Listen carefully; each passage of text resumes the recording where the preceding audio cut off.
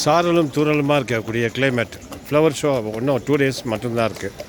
2 days தான் அந்த flowers 17th of May. அந்த கோடை விழா ஒரு 10 days தொடர்ந்து நடக்கும். அந்த நிலையில் எப்போதுமே பரபரப்பாக அதிகப்படியான வாகனங்களோடு காணப்படக்கூடிய நம்ம கொடைக்கானல் கொஞ்சம் கம்மியான க்ரௌடு தான் இருக்காங்க. அந்த வீக் டேஸில் அந்த 30 days கண்டினியூஸாக இருக்கக்கூடிய டூரிஸ்ட்டு கூட ரொம்ப கம்மியான ஒரு அளவில் தான் இங்கே இருக்கிறதா காண முடியுது. போன மாதம் இருந்த ஒரு வறண்ட வானிலை மாதிரி இப்போ முழுக்க அருமையான ஒரு கிளைமேட்.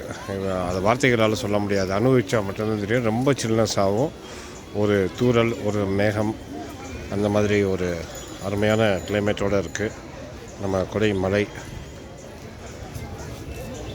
இந்த கோடை விழா 2024 எந்த அளவுக்கு மிகப்பெரிய அளவில் இருக்க போகுது அப்படின்னு தெரியல. ஏன்னா ஒரு ஆண்டுமே பார்த்துருக்கோம், எந்த ஆண்டுமே இல்லாத அளவுக்கு மிக குறைந்த சுற்றுலா பயணிகள் தான் இங்கே இருக்காங்க.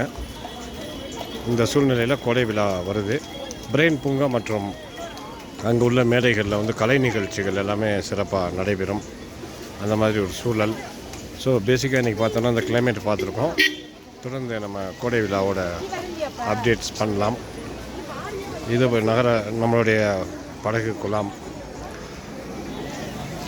இப்போ போட் ஹவுஸ் முடியக்கூடிய நேரம். மாலை வேளையில் உள்ள ஒரு அப்டேட். ஏன்னா பிரதானமாக சொல்லக்கூடிய நம்ம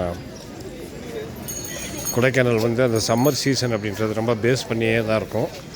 அந்த வகையில் மந்த் ஆஃப் மே எந்த வருஷமும் இல்லாத அளவுக்கு ஒரு வித்தியாசமான முறையில் ஒரு கன்க்ளூஷன் வர முடியாத அளவுக்கு தான் இருக்குது. ஸோ வரக்கூடிய பயணிகள் மிக ஆர்வமோடு வருவாங்களா, ஆர்வத்தோடு அந்த சம்மர் ஃபெஸ்டிவல் இங்கே நடைபெறுமா அப்படின்றத நம்ம பொறுத்திருந்து தான் பார்க்க முடியும். இருந்தாலும் இருக்கக்கூடிய மக்கள் மிகப்பெரிய அளவில் நல்ல முறையில் அவங்களோட ஹாலிடே இங்கே செலிப்ரேட் பண்ணிகிட்டு இருக்கிறத பார்க்க முடியுது. இதுதான் இன்றைய அப்டேட் மற்றும் கொடைக்கானலோட கிளைமேட் அப்டேட். வரவிருக்கக்கூடிய சம்மர் ஃபெஸ்டிவல் ஃப்ளவர் ஷோ இன்னும் 2 days தான். ஸோ வர விரும்புகிறவங்க கொடைக்கானலுக்கு வரலாம்.